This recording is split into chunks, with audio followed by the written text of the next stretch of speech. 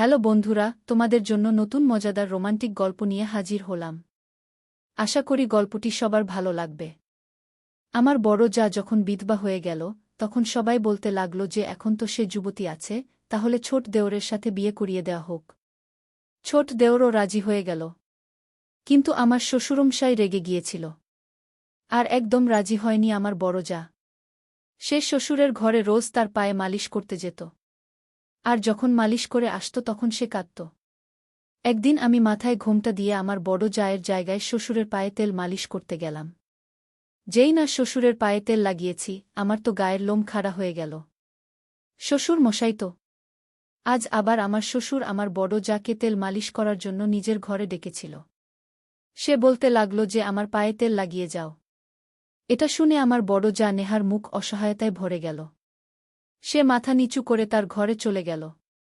আমার শ্বশুরকে আমার প্রথম থেকেই খুব একটা ভালো লাগত না।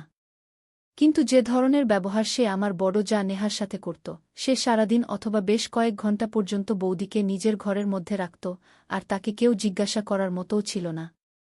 আমার জায়ের অবস্থা দেখে আমার মায়া হতো।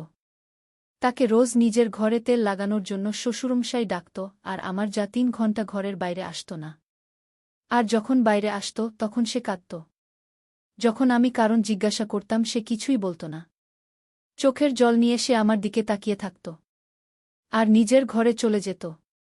যখনই আমার যা শ্বশুরের ঘরে যেত তখনই আমার পুরো ধ্যান সেদিকেই থাকত। একবার আমি তাকে বললাম যে আজ তোমাকে যেতে হবে না, আমি ওনার ঘরে যাচ্ছি। আমি আমার বরজায়ের কথা একটাও শুনলাম না, আর তার সাদা চাদর এর ঘোমটা মাথায় দিয়ে বেরিয়ে গেলাম আর শ্বশুরের ঘরে চলে গেলাম। কিন্তু যে কাজটা আমার শ্বশুর আমাকে আমার বড় যা ভেবে বলল, সেটা শুনে আমি অবাক হয়ে দাঁড়িয়ে রইলাম। কত কঠিন হয় বর ছাড়া জীবন কাটানো।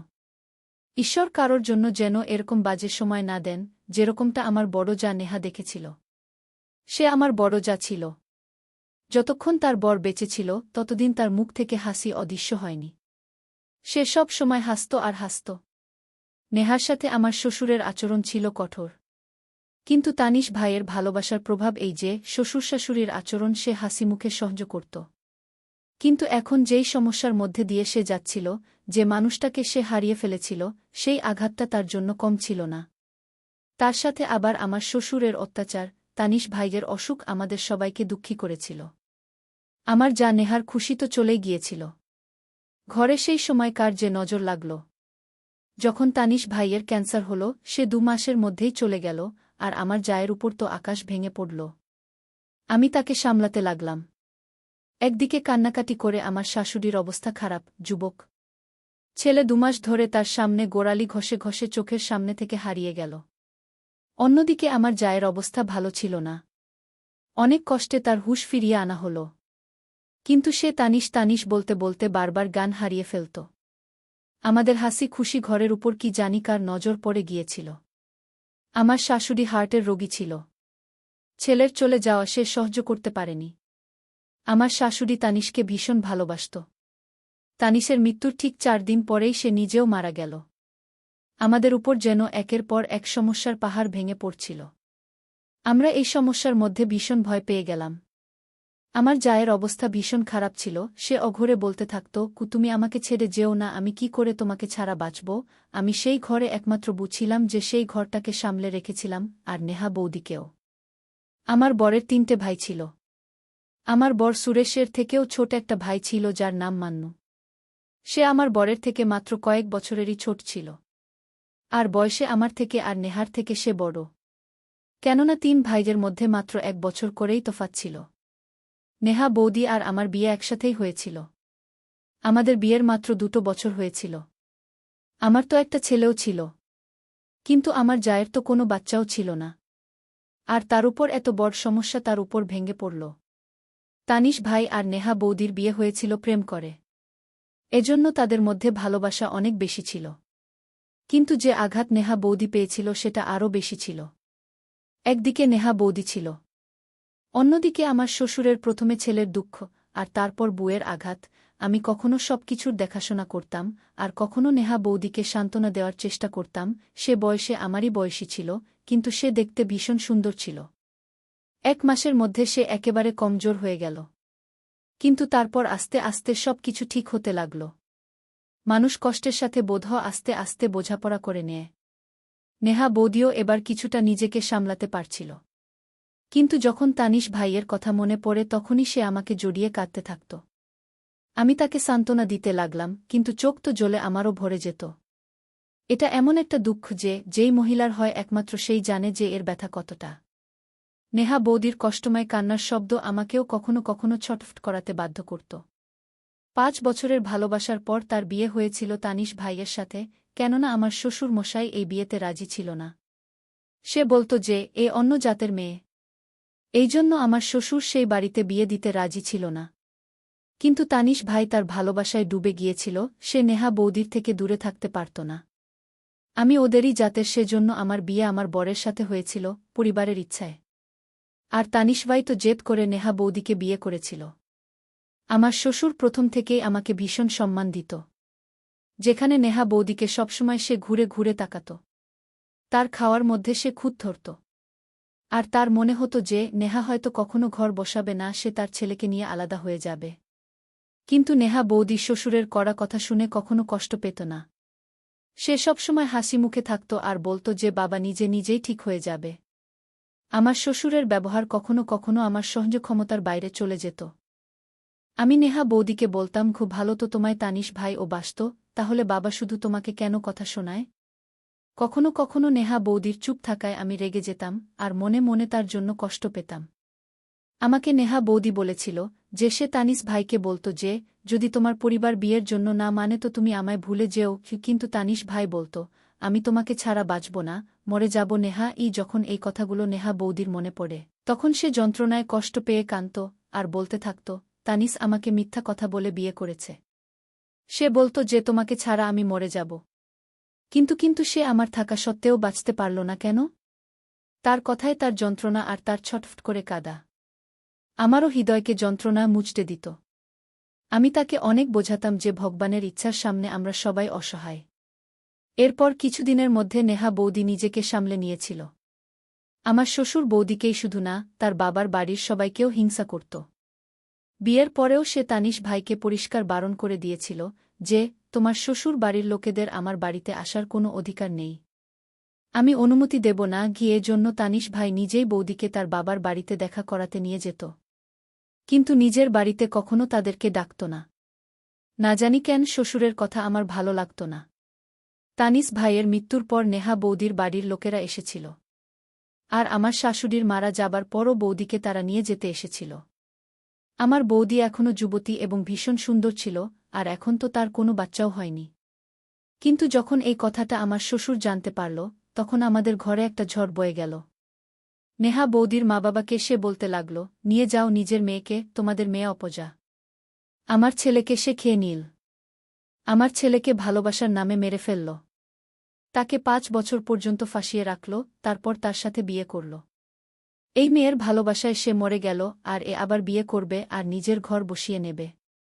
আমার ছেলের নামে কি তোমাদের মেয়ে জীবন কাটিয়ে দেবে? কখনোই দেবে না। এদিকে নেহা বৌদি তানিশ ভাইকে এখনও ভোলে পর্যন্ত নি, আর অন্যদিকে আমার শ্বশুর তাকে কথা শোনাতে কোনো রকম সুযোগ ছাড়ত না। সে আমার শ্বশুরকে বলতে শুরু করে যে সে এখনও তার স্বামীকে ভালোবাসে। সে কিভাবে এ বিষয়ে তাদের আশ্বস্ত করতে পারে? আমার শ্বশুর তো তাকে কঠিন একটা শাস্তি দিয়ে দিল। সে বৌদিকে বলতে লাগল, ঠিক আছে, তানিশের নামে যদি তুমি সারা জীবন কাটিয়ে দাও তাহলে আমি তোমায় বিশ্বাস করব। আমার শ্বশুরের চিন্তার উপর আমাদের সবার ভীষণ আফসোস হল। কিন্তু বৌদির মা বাবা বলতে লাগল যে তুমি নিজের জিনিসপত্র গোছাও, আর এখানে তোমার কারোর সাথে আর কোনো সম্পর্ক নেই, তাই তুমি এখানে থাকবে না। কিন্তু নেহা বৌদি নিজের পরিবারের লোককে পরিষ্কার বারণ করে দিল। সে বলতে লাগল, আমি পুরো জীবন তানিশের নামে এই বাড়িতেই কাটিয়ে দেব, আর তাই তোমরা সবাই ফেরত চলে যাও। এটা শুনে সবার নেহা বৌদির এই সিদ্ধান্ততে ভীষণ আফসোস হল, কিন্তু আমার শ্বশুর ভীষণ খুশি হল। বৌদির বাড়ির লোকেরা দুঃখী হয়ে নিজের বাড়ি চলে গেল। আমি রাতে সুরেশকে বললাম, ভালো তো শুধু নেহা বৌদি বাসেনি, আর তানিশ ভাইজের মৃত্যুর জন্য সে দায়ীও নয়। এটা তো বৌদির সঙ্গে অন্যায় হয়ে গেল। বাবা কেন এত বড় শাস্তি দিয়ে দিল? এক তো প্রথম থেকেই বৌদি এত দুঃখী, তার উপর কেন সে তানিশ ভাইয়ের দুঃখেতে বেঁচে থাকবে? সুরেশ বলতে লাগল, কিছুদিন একটু অপেক্ষা কর, যখন বাবার মুড ঠিক হবে তখন আমি কথা বলবো। তাকে বোঝাব যে এই সমস্ত কিছুই ভুল। কিন্তু এই সমস্ত সুরেশের ভুল ধারণা ছিল। তার বাবা তো অন্য কিছুই ভাবছিল। যা কিছু বাবা বৌদির সাথে করেছিল সেগুলো অন্যায় ছিল। নেহা বৌদি একটা সাদা চাদর গায়ে দিয়ে থাকত, আর আমার সাথে রান্নাঘরে আমাকে সাহায্য করতে লাগল। আমি তাকে বারণ করলেও সে কিছুতেই বারণ শুনত না। সে বলত আমার মনটাও একটু ভালো হবে, আর সে আমার ছেলেকেও নিজের কাছেই রাখত। আমিও ভাবলাম চলো ঠিক আছে, এই বাহানায় কিছুটা তো সে ভালোই আছে, না হলে সব সময় সে তানিশ ভাইয়ের জন্য কাঁদতে থাকত। আমার শ্বশুর তো একদিন সীমা ছাড়িয়ে গেল। আমরা সবাই সকালে জল খাবার খাচ্ছিলাম, তখন আমার শ্বশুর রেগে গিয়ে ঘরের বাইরে আসলো আর নেহা বৌদিকে বলতে লাগল, তুমি তো শুধু নিজের খাওয়ার পরার পরোয়া করো, এটা তুমি জানো না যে আমি এখনো পর্যন্ত জলখাবার খাইনি? যাও গিয়ে আমার জন্য জলখাবার নিয়ে আমার ঘরে এসো। এটা শুনে তো আমাদের সবার তার কথায় রাগ হল। বাবার কথা শুনে সবাই রেগে গিয়ে লাল হয়ে গেল, কিন্তু সে বড় ছিল বলে আমরা তাকে কিছুই বলতে পারলাম না। নেহা বৌদির ওঠার আগেই আমি চেয়ার থেকে উঠে দাঁড়িয়ে পড়লাম। আমি বৌদিকে বললাম তুমি জলখাবার খাও, বাবার জন্য জলখাবার আমি বানিয়ে দিচ্ছি। কিন্তু শ্বশুর পুরোপুরি বারণ করে দিল আর বলতে লাগল, আজকের পর থেকে তার সব কাজ বর যা-ই করবে। সে বৌদিকে শাস্তি দিতে চাইছিল। অদ্ভুত মানুষ ছিল সে। ওই মহিলাটা আগে থেকেই দুঃখের মধ্যে ডুবেছিল, সে কোথায় তাকে সহানুভূতি দেবে, ভালোবাসা দেবে, আর তার বদলে সে তাকে শাস্তি দেওয়ার কথা ভাবছিল। নেহা বৌদি নিজের জলখাবার ছেড়ে রান্নাঘরে চলে গেল। সুরের জলখাবার বানিয়ে সে তার ঘরে চলে গেল, কিন্তু সে পুরো 2 ঘণ্টা পরে বাইরে আসলো আর সে বাইরে এসে কাঁদতে লাগল। আমি যখন কারণ জিজ্ঞাসা করলাম তখন সে কিছুই না বলে নিজের ঘরে চলে গেল। আমার মনে হল শ্বশুর নিশ্চয়ই এই বেচারির বেঁচে থাকা মুশকিল করে দিয়েছে। কিন্তু শ্বশুর যা কিছু ওই বেচারির সঙ্গে করছিল সেটা তো আমাদের মধ্যে কেউ ভাবতেও পারবে না। রাত্তিরে বাসন ধোয়ার দায়িত্ব নেহা বৌদিরই ছিল। সকালবেলা জল খাবারের বাসন আবার দুপুরের বাসন ও তাকেই মাজতে হতো। একবার যখন জল গরম করতে আমি রান্নাঘরে আসলাম, তখন যা দেখলাম আমার নিজের চোখকে তা বিশ্বাস করানো মুশকিল হয়ে গিয়েছিল। আমার ছোট দেওয়ার মান্নু নেহা বৌদির হাত জবরদস্তি ধরেছিল আর বৌদি তার থেকে নিজের হাত ছাড়ানোর চেষ্টা করছিল। তাদের দুজনের পিঠ আমার দিকে ছিল। মান্নু আমার হাত ছাড়ো, এটা কি ধরনের অসভ্যতা? আমি এই কথাগুলো শুনলাম। তখন আমি রেগে গিয়ে রান্নাঘরে চলে আসলাম। ওই বেচারির বর চলে গেছে বলে যেন সবাই তার সাথে যা খুশি ব্যবহার করার ছাড়পত্র পেয়ে গেছে। একদিকে শ্বশুর যে কিনা যখন খুশি তখন বৌদির উপর চেঁচাতে থাকত, আর এদিকে আমার নিজের দেওর, সেও এরকম ব্যবহার করছে। কিন্তু যেই মাত্র আমি বৌদির হাত দেখলাম আমার রাগ আরও বেড়ে গেল। বৌদির হাত থেকে রক্ত বের হচ্ছিল আর সামনে একটা কাচের গ্লাস ভেঙে পড়েছিল। আর মান্নু তাকে এটাই বলছিল যে এতটা গভীরভাবে হাতটা কেটে গেছে, সে তার কাটা হাতে ব্যান্ডেজ করে দিতে চায়, কিন্তু বৌদি তাতে মানা করছে। আমাকে দেখে বৌদি কিছুটা ঘাবড়ে গেল। কিন্তু সাধারণভাবেই মান্নু দাঁড়িয়েছিল আর সে আমাকে বলতে লাগল, দেখো না বৌদি, এনার তো শুধু কাজ নিয়েই চিন্তা, নিজের চিন্তা একটুও নেই। হাত থেকে রক্ত বেরোচ্ছে, এত গভীরভাবে কেটে গেছে, আর ইনি হলেন যে এখনও বাসন ধোয়ার জন্য চিন্তা করছেন। কি মান্নু খুব বুদ্ধিমত্তার সঙ্গে কথা বলতে লাগল। মান্নু আমার আর নেহা বৌদির চেয়ে বড় ছিল, কিন্তু সেই ছেলের মধ্যে সম্মান করার গুণটা ঠিকই ছিল, ওকে কখনো কোনো অন্যায় করতে দেখিনি। আমি নেহা বৌদিকে বললাম, কেন তুমি নিজের উপর অত্যাচার করছ? কেন তুমি নিজের যত্ন নাও না? আমি তার হাতে ব্যান্ডেজ বেঁধে দিলাম, কিন্তু আমি খেয়াল করলাম যে মান্নু তার একটু বেশিই খেয়াল রাখছিল। কিন্তু সেই ব্যাপারটায় বৌদি একটু লজ্জা পেত। যেখানে মান্নু থাকত সেখান থেকে সে চলে যেত। মান্নুর নজর আমার ঠিক লাগছিল না। প্রথমে তো সে সবসময় মাথা নিচু করে চলত, কিন্তু এখন তো সে বৌদিকে দেখতে লাগল। কখনো আমার মনে হয় যে বৌদির উচিত ছিল তার মা বাবার সাথে চলে যাওয়া, আর কখনো আমার মনে হয় যে মান্নুর ব্যাপারে আমি একটু ভুল ভাবছি। কিন্তু একদিন আমার চোখ যা কিছু দেখল তা আমাকে সন্দেহর মধ্যেই ফেলে দিল। একদিন সকালবেলা আমি তাড়াতাড়ি উঠে পড়েছিলাম। আর নেহা বৌদি ঘরের উঠোনের সমস্ত গাছপালা জল দিচ্ছিল, তার বাগানের অনেক শখ ছিল। একসময় তানিশ ভাই বিভিন্ন রকমের ফুলের গাছ তাকে এনে দিত আর আমাদের উঠোন ফুলের বাগানে সেজে উঠেছিল। আমি বৌদির সাথে মিলেমিশে জলখাবার বানাই আর বৌদির সাথে অনেক কথা বলি, না হলে তো সারাদিন আমার শ্বশুর তাকে বিরক্ত করে মারে। কয়েক ঘণ্টা ধরে সে বৌদিকে নিজের কাছে বসিয়ে রাখত। আমি একদিন যেই বাইরে আসলাম, সামনে উঠোনের উপর নজর পড়ল, তখন আমার হৃদয়ে খুব জোরে ধাক্কা লাগল। নেহা বৌদি মান্নুর মুখে খুব জোরে একটা থাপ্পড় মারল, তারপর তাকে বলতে লাগল, তোমার লজ্জা করে না আমাকে এই সমস্ত বলতে? আমি তোমার দাদার বউ হই। এক্ষুনি চলে যাও আমার চোখের সামনে থেকে। কি বৌদি ভীষণ রাগের মধ্যে ছিল। মানু নিচের দিকে তাকিয়ে তার সামনেই দাঁড়িয়ে রইল। আমি একটু পিছনে গিয়ে সরে গেলাম আর লুকিয়ে গেলাম। কারণ দুজনেরই নজর আমার উপর পড়েনি। আমি ভাবলাম যে আমার সন্দেহ ঠিকই ছিল। মান্নুর নজর বৌদির উপরে ঠিক ছিল না। কিন্তু যখন আমি মান্নুর কথা শুনলাম তখন সেটা আমার অনেক বেশি ভালো লাগল। সে বলতে লাগল, আমি তোমার সাথে তো কোনো রকম বাজে কিছু করিনি নেহা। মান্নু তাকে প্রথমে বৌদি বলত, কখনো এরকম নাম ধরে রাখত না। তার মুখে নিজের নাম শুনে বৌদি রেগে গেল আর বলল, চুপ কর গু। আর বলতে লাগল, মান্নু আমাকে তুমি বৌদি বলবে, আর খবরদার আমার নাম ধরে যদি আমাকে ডেকেছ। নেহা বৌদির চোখ তো রাগেতে লাল হয়ে গিয়েছিল। মান্নু বলতে লাগল, তুমি আমার বৌদি তখন ছিলে যখন তানিশ ভাই বেঁচে ছিল। আমি তোমাকে সবসময় সম্মানের নজরেই দেখেছি। আর আজও শুধুমাত্র সম্মানের নজরেই দেখি। তোমাকে এই অবস্থায় দেখে আমার খুব দুঃখ হয়। আমার বিবেক আমায় দংশন করে। তানিশ ভাইয়ের জীবনে আমি তোমাকে সবসময় হাসতে দেখেছি, আনন্দ করতে দেখেছি। এই জন্য আমি চাই তুমি তোমার আগের জীবনেও এরকম হাসতে থাকো আর হাসতে হাসতে কাটিয়ে দাও।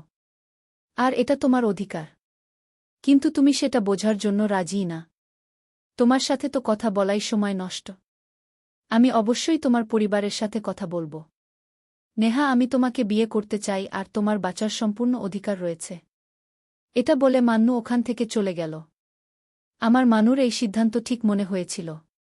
নেহা বৌদি সেখানেই দাঁড়িয়ে ফুপিয়ে ফুপিয়ে কাঁদতে লাগল। আর তানিশ ভাইকে মনে করতে লাগল আর বলতে লাগল, তানিশ তুমি আমাকে কেন ছেড়ে গেলে? তুমি যখন ছিলে তখন সবাই আমাকে সম্মান দিত, কিন্তু তুমি এখন নেই তাই সবার নজর বদলে গেছে আমার প্রতি। তুমি তো সারা জীবন আমার সাথে থাকার কথা দিয়েছিলে, তাহলে তুমি একা কেন চলে গেলে? আমাকেও নিজের সাথে কেন নিয়ে গেলে না? বৌদি কাঁদতে কাঁদতে এই কথাগুলো বলছিল আর আমি তার পাশে এসে দাঁড়ালাম। আমি সব কথাই জানতাম। কিন্তু আমি এমন ভান করলাম যেন আমি কিছুই জানি না। আমাকে দেখে সে নিজের চোখের জল মুছতে লাগল আর আমি তার কাদার কারণ জিজ্ঞাসা করতে সে বলতে লাগল, কিছু না, আমি আমার বাজে ভাগ্যের উপর কাঁদছি। এটা বলে সে ঘরে চলে গেল। যখন এই কথাটা আমি আমার বরকে বললাম, সে শুনে খুশি হয়ে গেল। সে বলল, মান্নুর এই সিদ্ধান্ত তো খুব ভালো। আর আমার মনে হয় বাবাও এই ব্যাপারটায় আপত্তি করবে না। আমিও নেহা বৌদিকে মান্নুর জন্য রাজি করে নিয়েছিলাম যখন কিনা সে রাজি হতে চাইছিল না। সে বলছিল যে কি তানিশের জায়গা আমি কাউকে দিতে পারব না। তার উপর বাবা তো আমাকেই উল্টোপাল্টা বলতে থাকে। কিন্তু আমি তাকে বললাম, তুমি সবকিছু আমাদের উপর ছেড়ে দাও। ব্যাস, তুমি শুধু বারণ করো না। আমাকে সে বলতে লাগল, আমি বুঝতে পারছি না যে আমি কি করব আর কি করব না। ঠিক আছে, তুমি আমার বোনের মতো।